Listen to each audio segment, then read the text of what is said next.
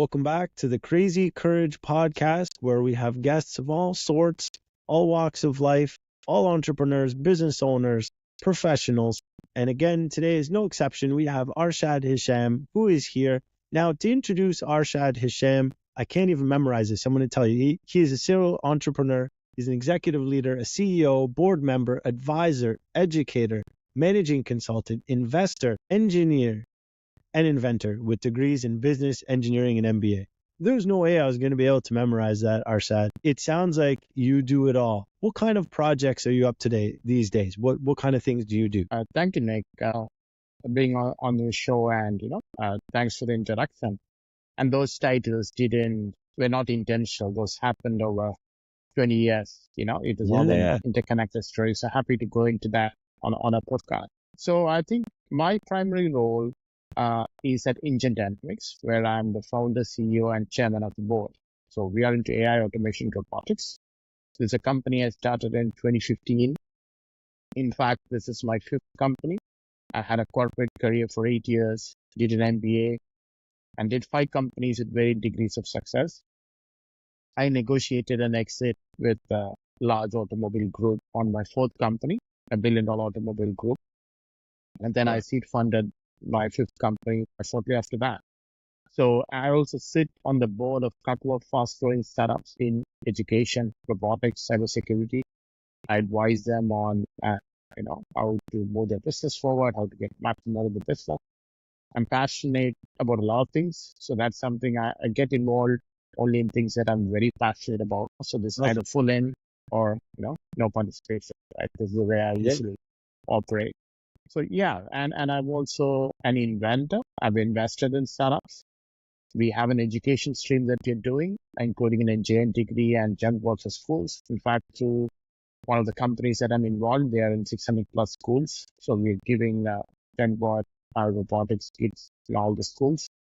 And so that's in a nutshell all that I'm involved in. And education is especially closer to heart because nothing gives me the same level of satisfaction as education.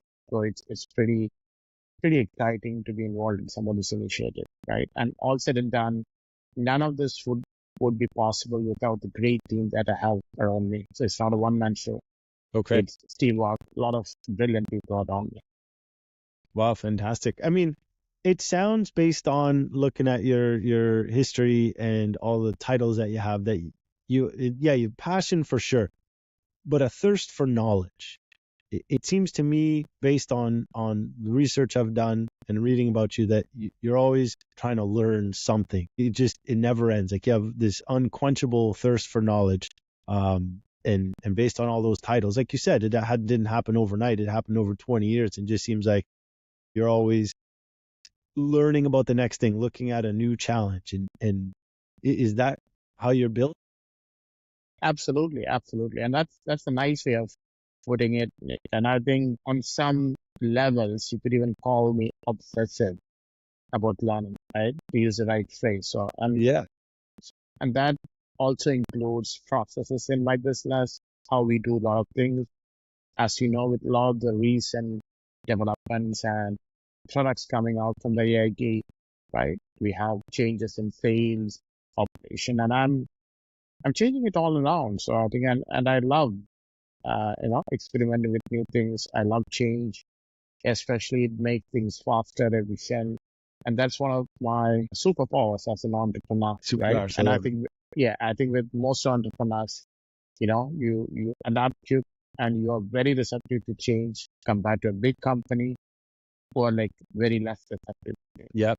Yeah, you have to be, for sure. And I think a key ingredient of that is the passion for learning, the willingness to unlearn and learn as new things come. This is the key. And it's hardwired into my DNA. It seems that way. It seems like you're always moving forward. And I love that term, unlearn and learn, because so many times it's just easy to get comfortable and you know how to do something. And you're like, okay, I'm comfortable. I know how to do this. So it's easy not to keep learning. And I think pardon me if I'm wrong, but it sounds like you're saying to unlearn in terms of Just you need to not necessarily get stuck in your ways, but be open to some new ways and new information and new ways of doing things. And is that what you saying? Yeah. Absolutely. Yeah, absolutely. And I think there are two more statistics that I would put out there just to just for the audience to understand how I operate. One is that 80% of the time I'm outside my comfort zone. Pretty loud, right? Well, that's a lot of time. Yeah, there's a pretty large number. So every quarter, I don't know, I've not done 80% of the things that is on my plate. A pretty large number. And more than 60% of my initiatives fail. Okay. So there is a lot of experimentation, iteration, failure, or a lot of movement, and but it just moves forward, right? A lot of people come and ask me, man, how do you manage your time? What do you Right. do all, right? Yeah. And the answer is brutally delegate, trade, train fast, come back, have a pretty thick skin, pretty Yeah. thick Thick skin, skin. Yeah. very low on ego, don't have an ego at all, and understand that 80% of the time you're outside your comfort zone. So you're struggling with your self-doubt, which is all fine because nobody has done that yet. You have not done that yet, right? Right. And it's a fantastic feeling once you get uh, used to this. Right? It's really good. It's really good because you really have time for all the important things, and you can stop worrying about trivial things like ego, pride. These are like trivial things. That's Those not are gonna. traps.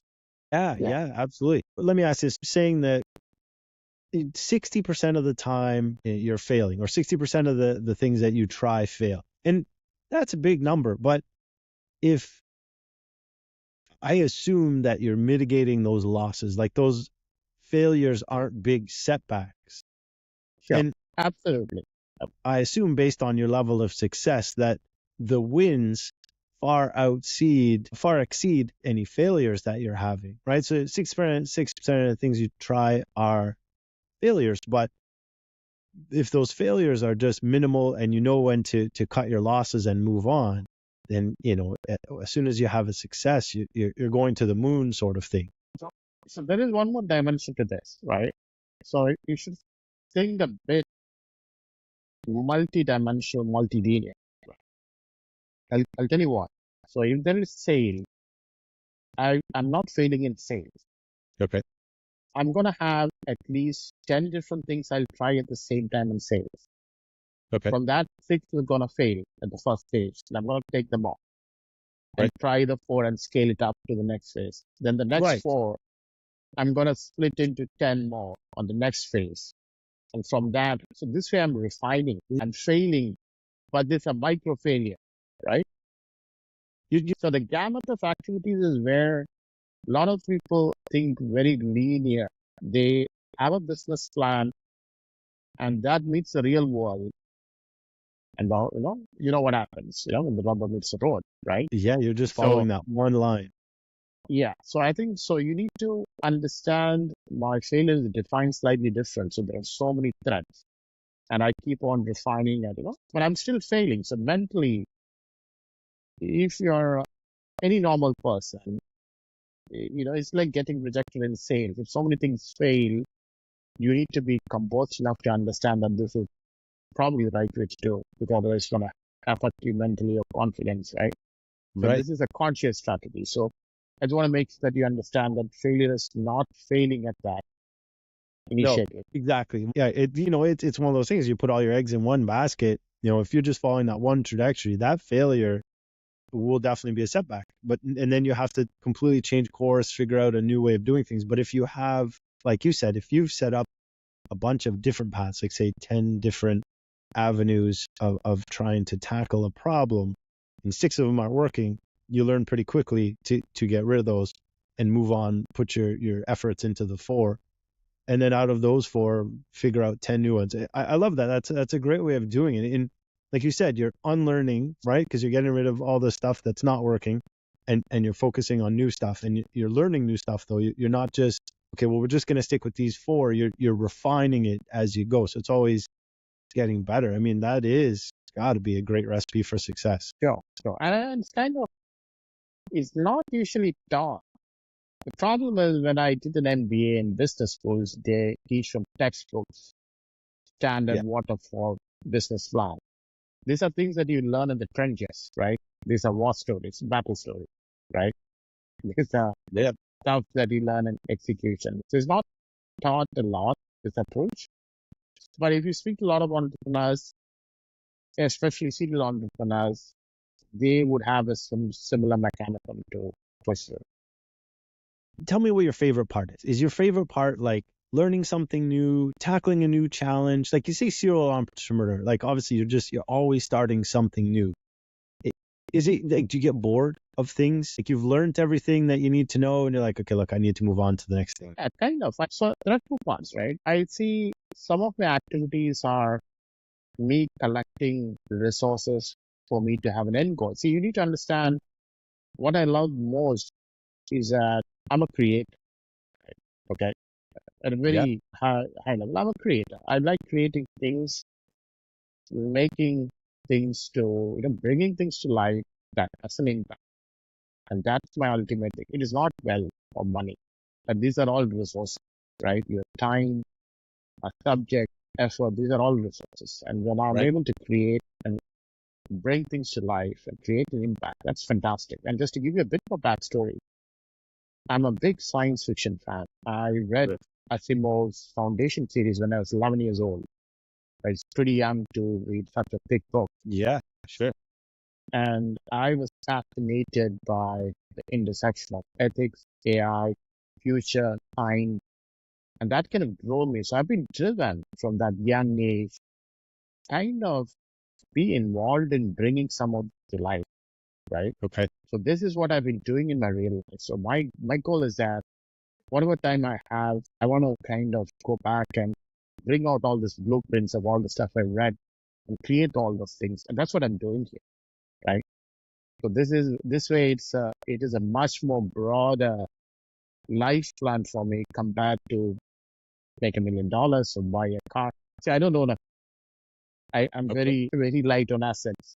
I don't like owning material things, right? For me, like I create stuff. So I think so that's kind of where my core drive is coming in from. So once you understand that all these are tools, so I have this backstory behind, then I have the tools, and and that's how I end up with my profile. So it's not in reverse. I'm not doing this to create a profile, right? Okay. So this is how you should look at it. Right, there's no ego. But I do love the fact that you got into science fiction early and you're using that because science fiction is great. Like that's just people's imaginations run wild about the future, technology, all that stuff. It's a great place to get inspiration. You're drawing on other people's imagination. Like, well, that's a great idea. How do we bring that to life? Or I look forward to seeing that in the future. I mean, I know that not everyone's into science fiction, but I can see how as an inventor, creator, and engineer, you would be drawn to that because you're always playing around with ideas and then now you're playing in someone else's world and someone else's mind and drawing from that for inspiration. Fantastic, fantastic. So yeah, so that's a bit of a backstory. So I want to give you some context on the way things are developing, why you Yeah. created the companies you created, and why I'm not stopping. You asked the question, will you ever get bored? So I think I have an unlimited resource full of things I want to create.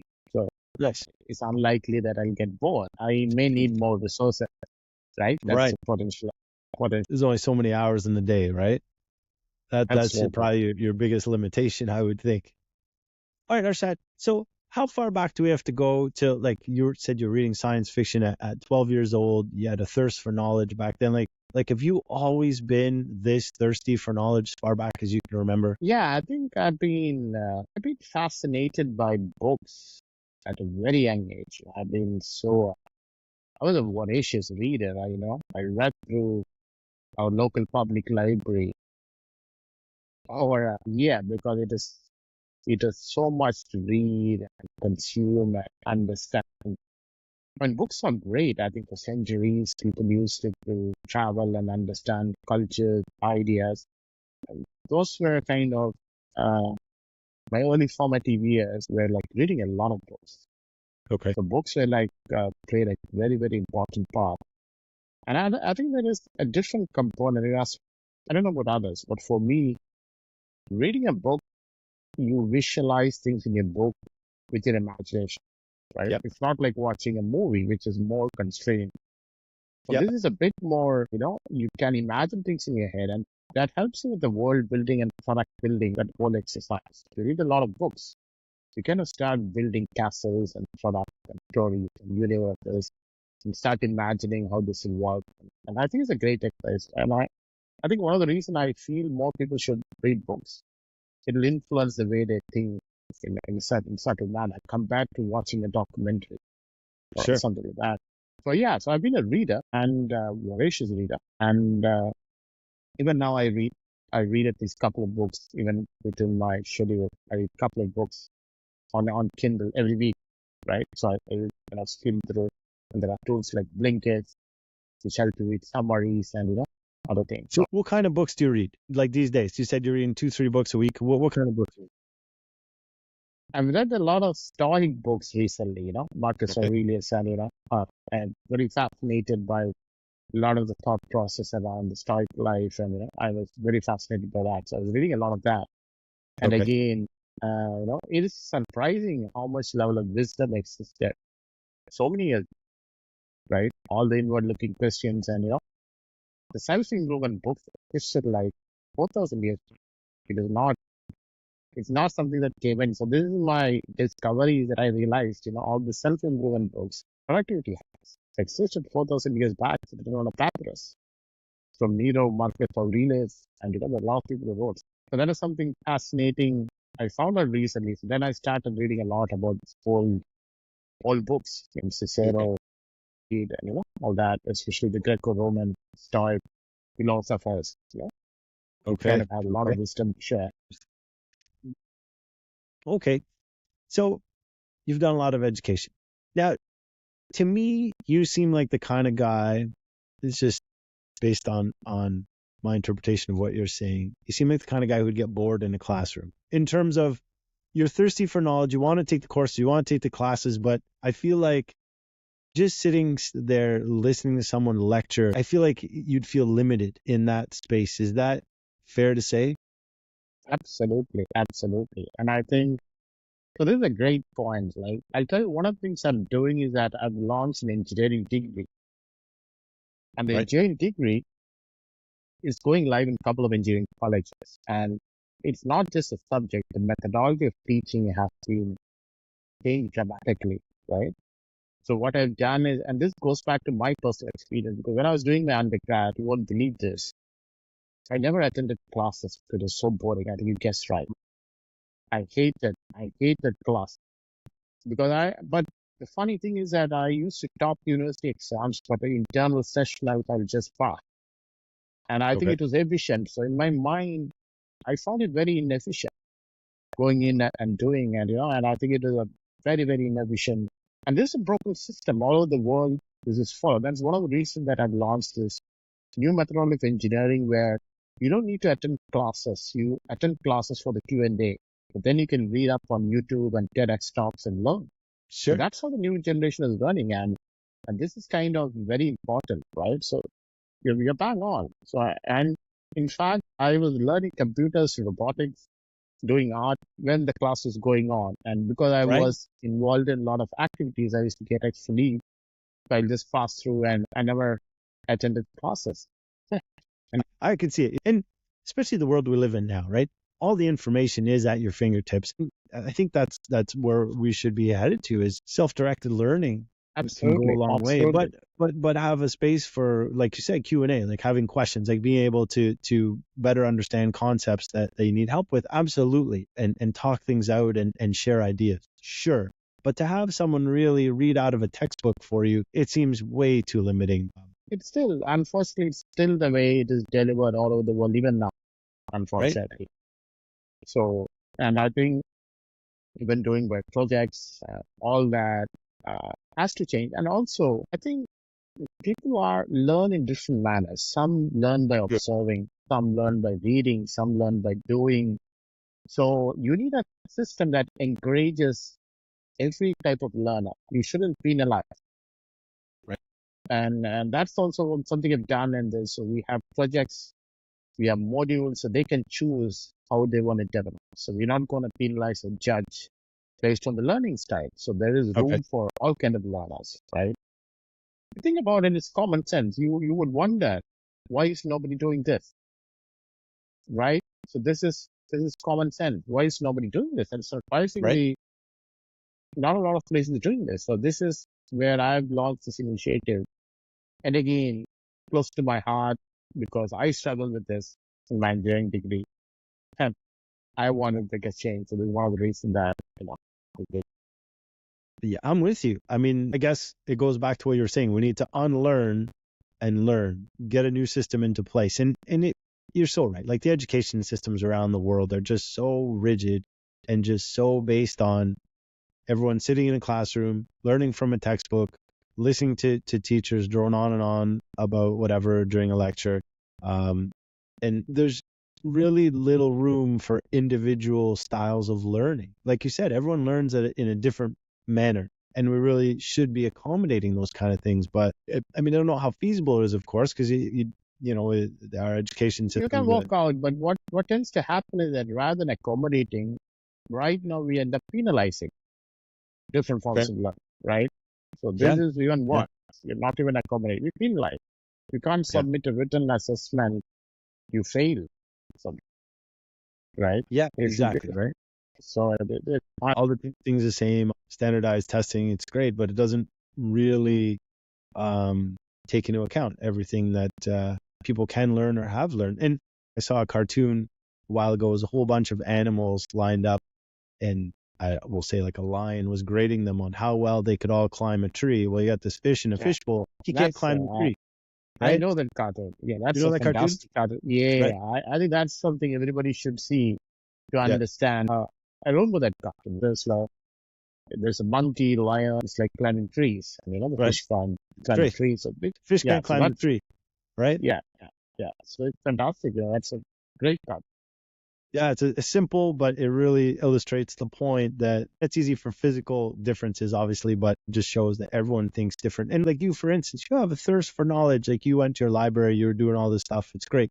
So not everyone's going to learn that way. So how do we accommodate for everyone else? And I'll tell you myself, I hated sitting in school and just listening to teachers drone on and on. I would just be staring at the clock. And I'm sure most of the students in those classes these days are as well. It's not fun. People, I mean, I don't know if you're going to be able to get everyone to be passionate about learning. I don't know how realistic that is. But if you can find a way to reach, the students, the people that are learning on their terms, you can definitely engage them and they will learn more than just learning the bare minimum to pass a standardized test to get a grade on their report card or whatever they're being graded on and get the diploma or whatever, but then go out in the real world, not know anything, not understand how to learn. If you can't learn on your own in the real world and learn how to pick up skills, you're going to fall behind everyone else. Absolutely, I fully agree on this. So this is interesting topic since you bring it up. Yeah, This is one of the yeah, reasons. Yeah, one of the reasons that I'm passionate about education, why I call myself an educator. And yeah. it's not just imparting knowledge, it's also the methodology that I'm trying to change. Right? That's what I'm trying to say. So how do you like to teach? So like there's no way you're sitting in front of a classroom just droning on about stuff. So you're an educator yourself. How do you like to teach to impart knowledge? Yeah, so I think it's multi-dimensional, right? So I'm acutely aware of the different learning styles. So I don't expect, see, I read a lot of books, Yeah, but I don't expect the people listening or participating in my courses or curriculum to always read.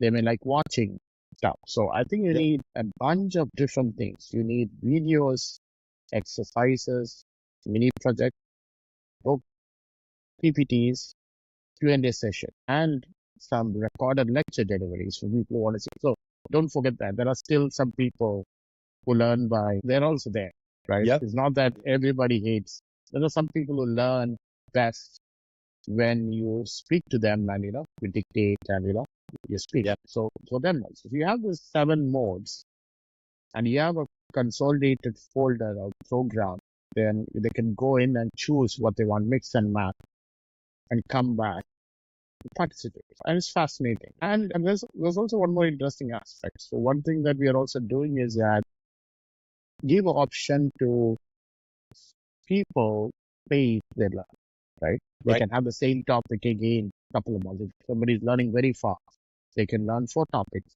in 2 months. But somebody is not interested. So there are optionals of 70 credits which are move in and they can pay. But this is also given. What I found, like, this is interesting. Around 40% of the people coming in courses doesn't like options. They need structure. They need to be told the structure. They're not comfortable with options, True. right? You think it's great. You think it's great. You give people option, they're gonna love it. But 40% don't like it. They need Interesting. option. They need structure. So I think you're not always giving options and making it customizable is not always great. So you need to cater to that population also. Right? So something It's interesting you're talking about pace. You're right. I think, yeah, learning styles is one thing, but pace is also very important. And I don't know that that's talked about as well. Certain students would, like yourself, would just be flying through all the curriculum, whereas you have other people that just need to absorb it and take their time. Like I have a really good friend, as an example, who he'll tell you, he said anytime he takes a course or reads a book, he needs to go through it 4 times to absorb the knowledge. But he knows this about himself. When he reads things, he has to do a first pass, take some notes, he has to do a second pass, and he has a whole system. But he's developed his learning style. And I'll tell you, this guy's one of the smartest guys I know. He's brilliant, but this is his learning style when it comes to reading. Like he really has to take his time. And he'll tell you, he's like, well, I could read that book, but I've only read it once, so I don't know nearly all of it yet. So I have to read it again and again. And it's just funny to hear him speak that way, that he's so self-aware that he knows that that's how he learns. But like I said, he's got it down to a science, and he's brilliant. The guy, he could talk circles around anyone. And once he absorbs that information, it's locked in there. Yeah, and that's where there's some of this counseling. If you take a step backwards, the role that educational institutions should play a big role is as counselors. Yes. Either imparting knowledge, counsel on the methods, counsel and give direction. And that Right, should give be like direction. 30%, right? Yeah, 30% of the, rather than, imparting the rote learning or hammering ideas, Right. which I think is broader. So the Yeah. counseling of giving direction and, learning style is what education institutions should do, right? So fascinating topic. Fascinating topic. Yeah, for sure. You never know where we're going to end up. All right, Arshad, let me ask you this. Do you have a favorite project that you've worked on and you look back and you think, man, this was the most fun I've had, or this was really rewarding? Yeah, I think it would be the Origami AI platform that you're building, right? Yeah. Which is kind of the super platform that drives everything. Think of like the central brain, which powers all the products and drives everything, all robots. So this is what you're building, and it's kind of very fascinating building it out and doing that. So there are two things that one is technical, the other one is not technical. I'll kind of mention that, which is also interesting, right? So this is the most thing I liked about the Origami platform is that it's like a brain and it keeps on developing, getting better. And in the future, we can create other products like humanoids and go over with it. So this is Origami AI platform. That was really cool. Conceptualize, visualize, and kind of get this out, right? The Yeah. other thing I really like is I have an individual project, or I would say rather a pastime. I call it the 2010. Okay. Okay. Why call it the 2010 weekly is that I have a goal of meeting 10 new people every week on an Okay. impromptu meeting without expecting anything in return. And that's a good way of building a network. Yeah. And 20 people from my previous network who haven't spoken in the last 6 months. For 1 year, I reconnect. So this keeps my network active, and you won't believe this is driven. A lot of momentum across all my initiatives is driven by this 2010. And this is going into a network meeting without expecting anything in return.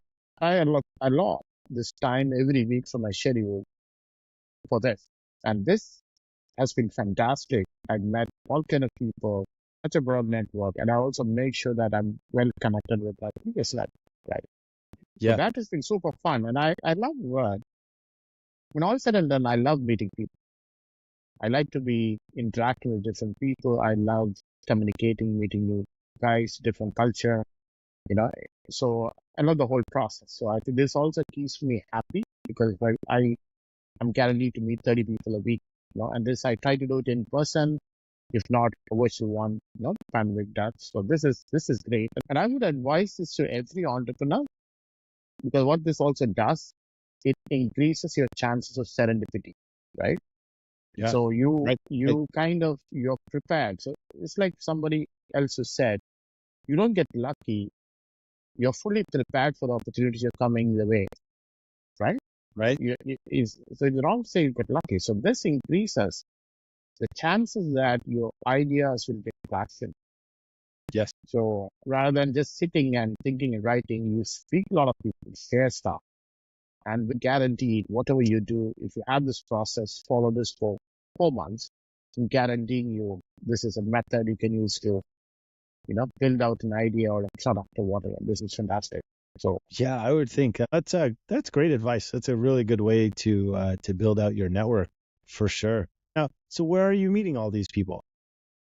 I do a lot of travel. So I do travel around the world. I travel between India, US, Boston, Santa Clara, the US mostly. Then I'm in London. So I spend some time in the Middle East. So Wow. whenever I go, even within India, I go to different cities. I meet a lot of people from morning till evening. Then I have come back and have virtual calls through Zoom in the night. So I meet people in the US. So I have a pretty hectic schedule. And I also I have like two parts to my day. Like, I have a busy part, which is well prepared and structured. And I have an idle, lazy part, which is 6 hours where I have nothing. Okay. Because I like that space because that space gives me the mental freedom to think without worrying about it. So I close out every distraction for 6 hours. Okay. And I have nothing on my calendar. I don't check my mail. I just think, take out my notepad Really? or whatever, just Wow. think. And my other 6 hours is extremely well planned. So I operate in 2 modes, right? So Okay. this is how I operate. So I fit in my 2010 into the other 6 hours and spread it all the week. And, and I think this is highly recommended because most of the things that happen to me in my 5 companies is serendipity, right? So you just kind of meeting random incidents that kind of boost stuff. So you need to kind of increase the chance of doing that. So that's entrepreneurship. Yeah. Wow. I love that. You're building momentum and you just keep it going.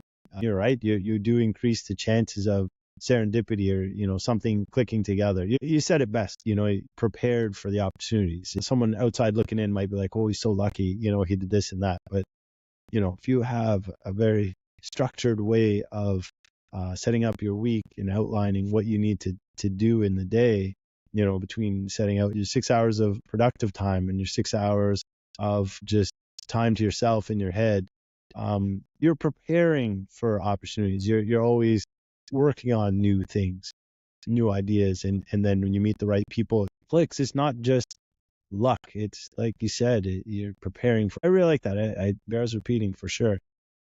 And yeah, that was gonna be one of the questions. You're well traveled, right? I mean, did you start traveling at an early age? No, I think I started traveling a lot when I started my career with IBM, and Okay. I joined a spin-off. I was a consultant, so I had crazy amount of travel. I Okay. remember there was 1 year I had a whole year of winter because I was in Cyprus, where it was winter in December. Then I was in Australia. In Australia, the winter happens in the other time frame, right? I was in Opposite. Australia, I had Right. winter again. Then I went to London for another project. It was again winter, right? So, and it's just so much travel and it's just going in, accommodating new cultures. And I love the process. I love the process of navigating the culture nuances and I've been pretty successful at it. So a lot of travel. I've been to Cuba. I've lived in Cyprus. Lived in Singapore. Lived in London. Lived in Wow. the US. Lived in the Middle East. So lived in Wow. You've Australia. lived in a lot of places. Wow. Yeah, it's not just Yeah. travel. I've lived in all these places. I lived in Australia for a year. I was in Canberra. I feel it makes me much more humbler and wiser when you're well traveled, it Yeah, for humbles sure. you because you take a lot of things that you're doing as the right way to do things and you have the right approach and you're not.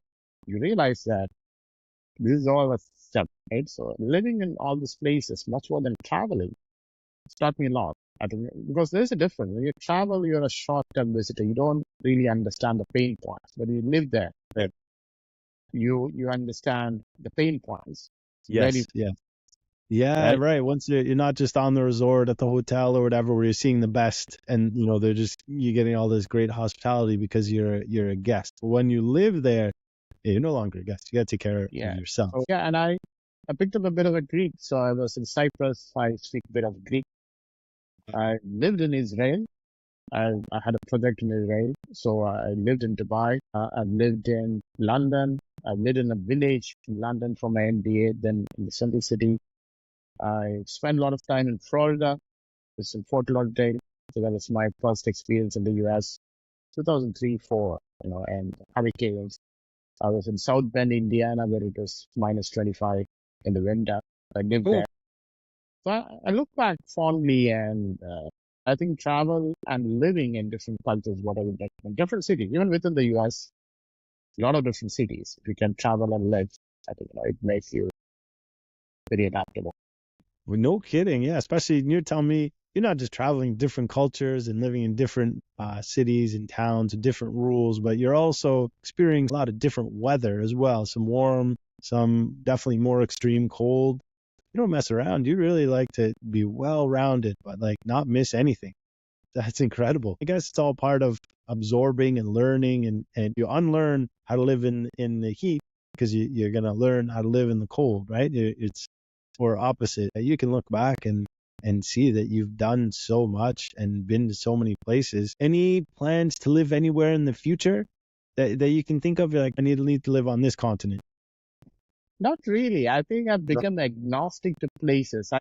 The key thing I've realized now is that own as little. I mean, again, this is stoic, right? Right. Part of it is. So I was thinking, own very little assets. Don't get attached to all Really? material things, and just have the space. Because it gives frees up a lot of your mental bandwidth to do the really exciting thing. Because the greatest asset you have is in your head, your brain. So you need to keep that very healthy, and give room for it to do creative things, things that will accelerate, that will find you. So don't, and not necessarily fret about the everyday things like what's a fancy car, most expensive car. These Right. are like wrong things to put in your head. My goal is that I'm agnostic to the place wherever I am. I think I will Okay. do just fine. But I just need my routine. I need access, but I'm agnostic. So it really doesn't matter. It makes sense. It's a great way to look at it. I'd say most people are stuck in their comfort zone 80% of the time, and you're outside your comfort zone 80% of the time. So I'd say you're definitely bucking the trend for sure. And it only makes sense that you're okay moving around, living in different places, because you don't need to be comfortable. You don't want to be tied down by material things. You don't own a car, right? Why would you? Then now you're stuck having a car. You can't take that from place to place very easily. There's all the maintenance and repairs, and if you're putting gas or you're charging it up or whatever that car is, all of a sudden, like you said, that's renting space in your head that could be better So served solving the yeah, world's so problems, we'll say. yeah, so the more materials you own and you are super attached, is going to have a daily maintenance cost in your head, That's right. You're right. right? And so you really need to think. I mean, you should be very close with the family, with kids, friends. Those are fine. Sure. And so you can get attached with people. So I read this somewhere. Use things and love people, not vice versa. That sounds pretty simple, but makes a lot of sense. Absolutely.